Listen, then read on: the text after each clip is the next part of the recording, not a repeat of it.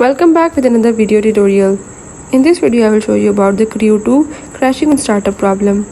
So if you are facing the crashing on startup issue in Creo 2 on Windows 10 and 11 PC, I will tell you how to fix it. I will show you all the steps you have to follow them and hope so this will fix your problem. If you are new here, then don't forget to subscribe this channel. Let's watch it.